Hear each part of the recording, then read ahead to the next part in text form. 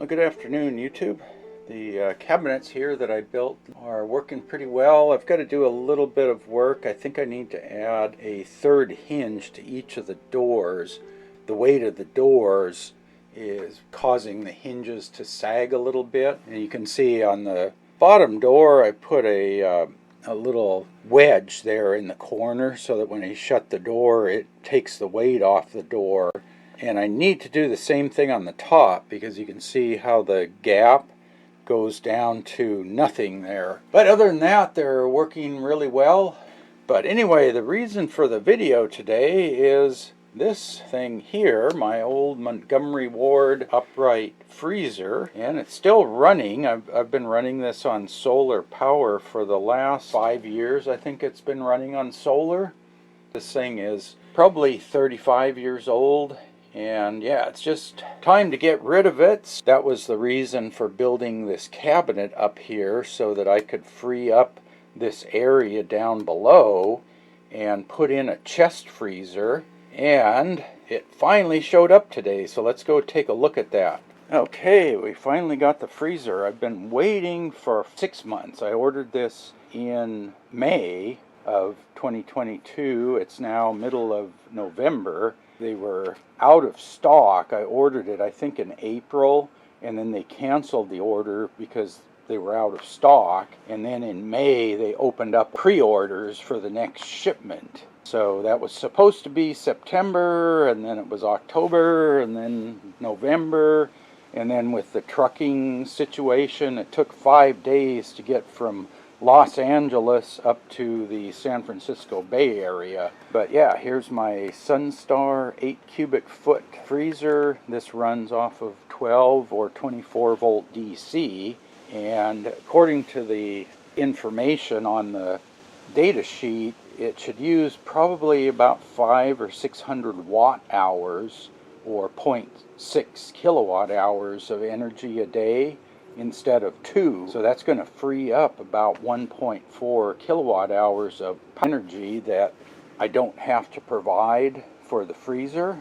And it turns out that my refrigerator in the kitchen uses about 1.4 kilowatt hours of energy a day. So I will be able to run the refrigerator and the freezer on 2 kilowatt hours a day.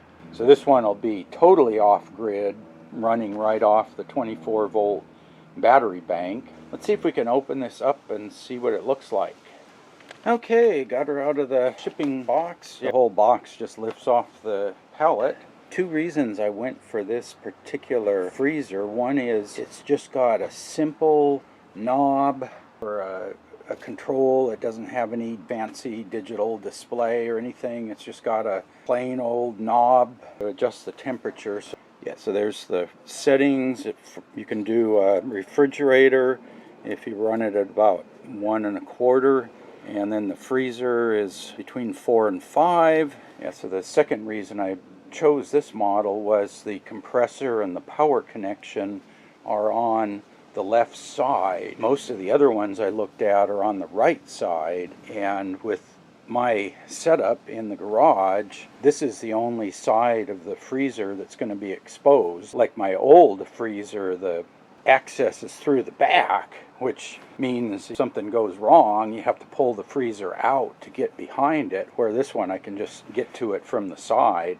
And then the other thing is, these guys are in the US. This is made in the US out of LaGrange, Indiana, solar freeze. They make the Sunstar brand, so this was made in the US. It's a Kyoto compressor.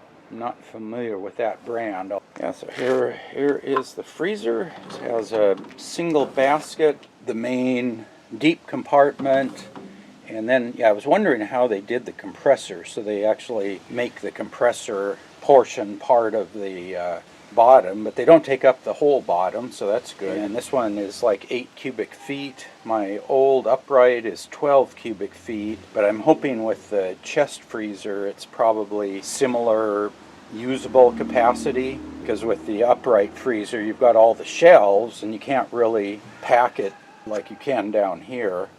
And then look at these massive walls. I think they say it's 4.5 inches of foam.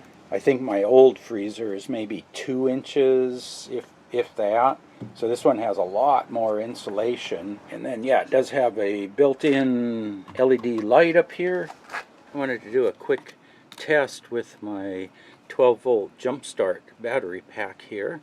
So I've got the black and red cable for the freezer hooked up there, you can see in the back. And I'll go ahead and turn this on, and we get a power light there. And so there's the standby. It looks like a 1/2 amp. So let's see what we get when we turn on. There's the fan, and we're running about 5.3 amps. Yeah, we're down under 5 amps. So holding 12.3 volts on the battery pack there. Really nice and quiet compared to my old freezer. That thing is really loud.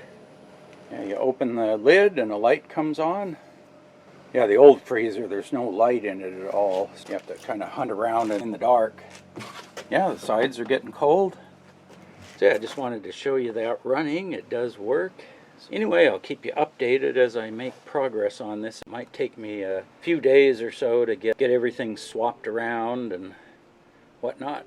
So anyway, stay tuned to the channel, and I'll do some more update videos as I make progress. And as always, thanks for watching.